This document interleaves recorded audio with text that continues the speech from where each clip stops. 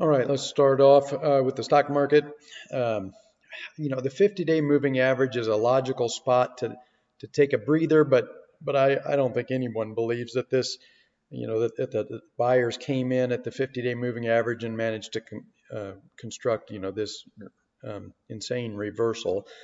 So I think we clearly have an intervention in the market. The question is whether or not we can form a swing, and this turns out to just be a daily cycle, though, that wasn't allowed to complete, uh, its full sell-off.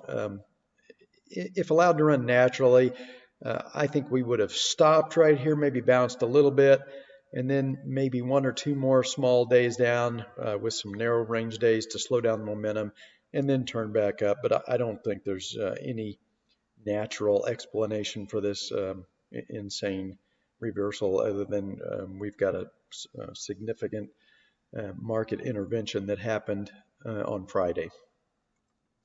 All right, so if some of you are applying the weekend strategy, I wouldn't spend a whole lot of money on this.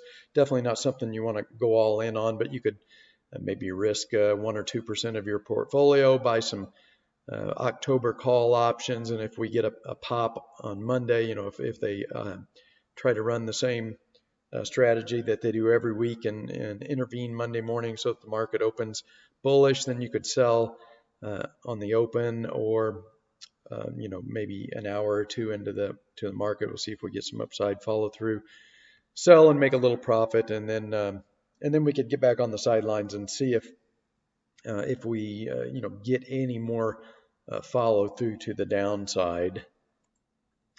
If we do, then the RSI, although this is the 3-day RSI, so let me convert this to the 5.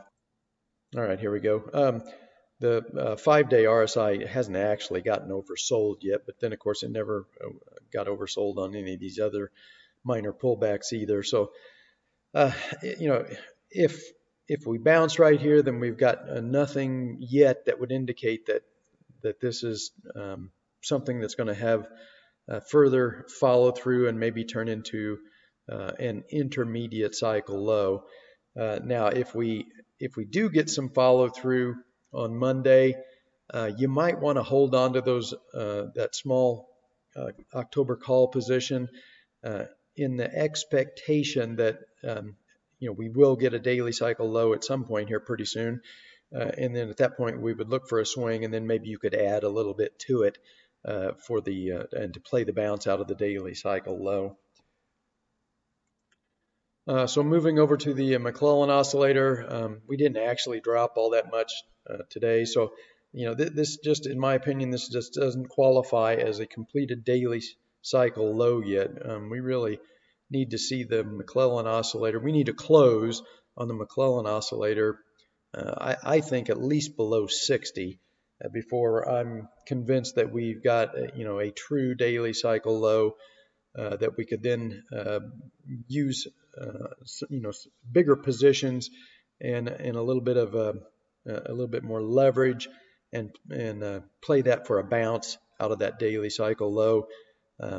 Maybe even if the cycle was going to left translate, I would think it would the bounce would last 10 days. We've got the FOMC meeting on I believe it's 17th, so it's probably going to bounce into there anyway before it would roll over and continue down.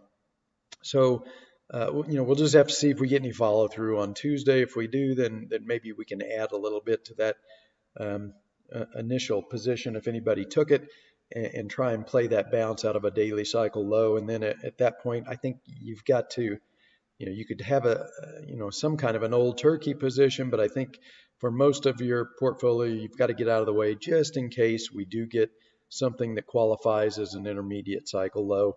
We're just in a tough market. We've got a lot of market intervention. There are no tools to predict whether that's going to negate cycles or whether the selling pressure will ultimately take the market down. Let me go back to the other page.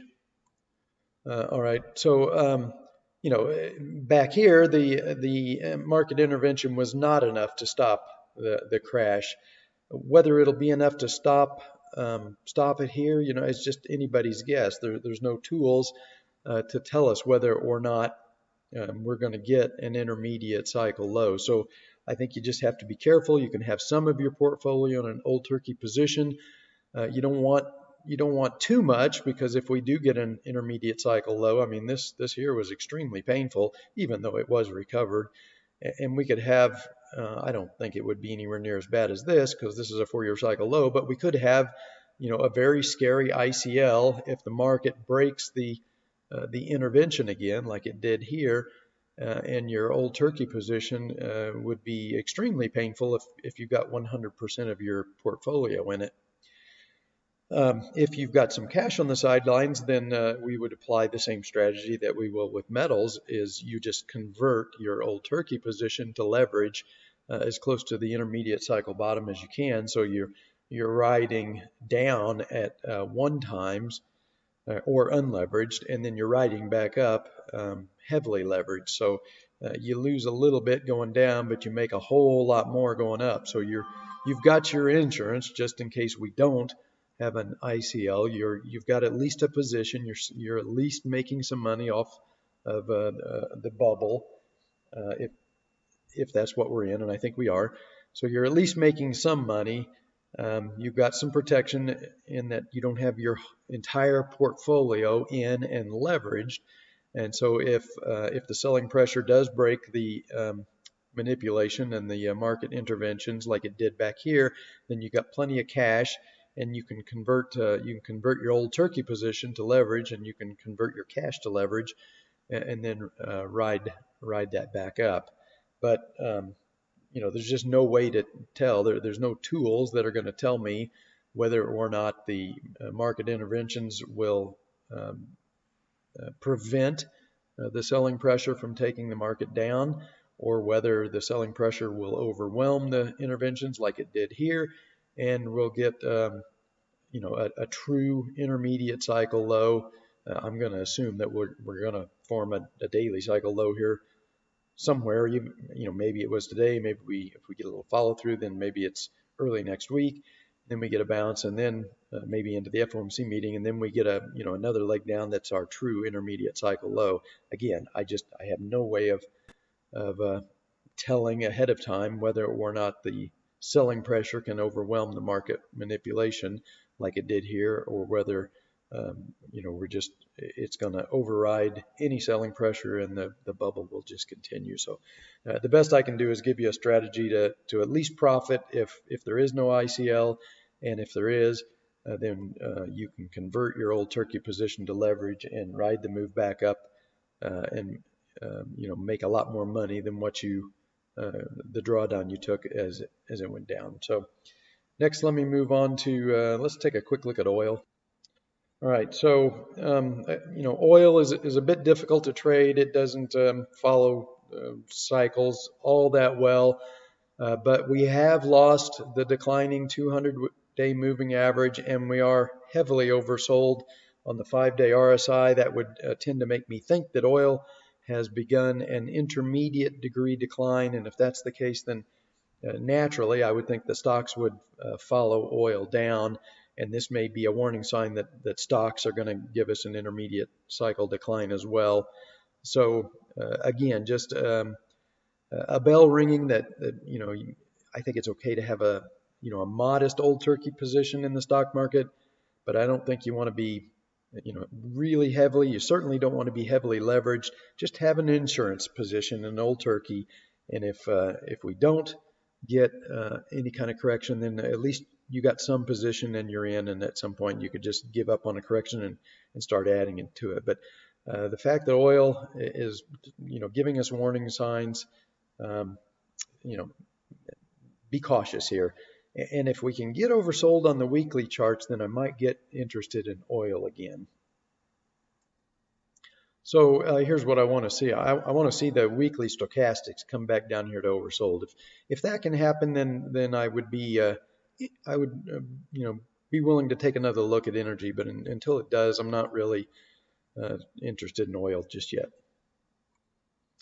All right, then moving. We're going to finish with gold. We're still we're doing exactly what I said we were going to do. I said the beginning of the intermediate decline would come as some kind of a crash event, and then we were going to churn sideways in a very difficult period. And most traders will get sucked into the bullish um, narrative during this, just like kind of happened right here. I warned that this was going to happen. It was going to chew up bulls and bears alike. That's exactly what it did. Knocked everybody off, and then they missed the rally. Same thing is happening here, although this time I'm pretty sure that the sideways churn is going to end with a move down, not with a move up like this one did, simply because we're just very late in the intermediate cycle. We have not been able to hold a breakout above 2,000. You can see we kind of came up on this bounce, came up and wasn't able to close back above it. We're flirting with that 1932, 33 level, multiple attempts to close below that. And the longer this goes on, the more traders are going to become convinced that gold is bulletproof. And you're going to get more and more longs building up in this area, expecting a repeat of this pattern, a breakout to the upside. And that is the fuel for a panic selling event at the tail end of the daily cycle. The more people we get convinced that gold can't go down, the more longs build up here. And then when price does break down below 1923, and again, I think it's going to take at least two closes below it to really get the panic selling started, then all of these longs are going to have to panic out of their positions, and that is the fuel to drive a big, scary sell-off, some kind of a mini crash at the tail end of the cycle. And if this were to correspond with another crash event in the stock market, then you actually could get some margin selling at the end of this cycle, similar to what happened over here with the stock market crash. So again, the strategy is the same. You can certainly have an old turkey position. If it turns out I am wrong about this and the consolidation does resolve with a break to the upside, you've got your old turkey position. You'll make some money. You won't miss all of the move, and you can add to it. If I'm right, then you convert your old turkey position to leverage at the bottom of the ICL, at the bottom of the panic, and then you go down unleveraged, and then you come back up heavily leveraged. So by the time you get back to this point, so let's say we start here and we come down, and I don't know, we come back down to this 1750 zone in some kind of a panic selling event, maybe later on at the end of the month or early October. And you're unleveraged in your old turkey position here, but then when we get the bottom, we get a swing, you convert it to leverage or really heavy leverage.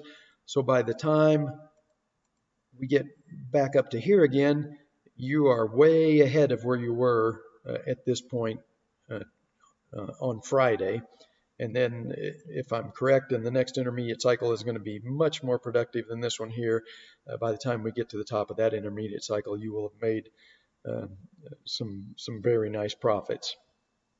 So that's the best strategy I can offer you. I can't tell you for sure that we're going to break down, but personally, I'm not interested in buying. I'm certainly not interested in buying heavy leverage in a fourth daily cycle, and one that is not behaving terribly bullish. We're 16 days into the daily cycle, and so far it looks like we've topped on day 4. That is not something that's ringing any bells to me that I need to desperately get along in a fourth daily cycle. Most 99% of the time a fourth daily cycle is dangerous and they left translate, and this one is giving me no signs yet that anything different is happening. In fact, it's telling me to be cautious. We got a mini crash in the stock market the last 2 days, and we did not see any kind of explosive rally in gold. So there has definitely not been any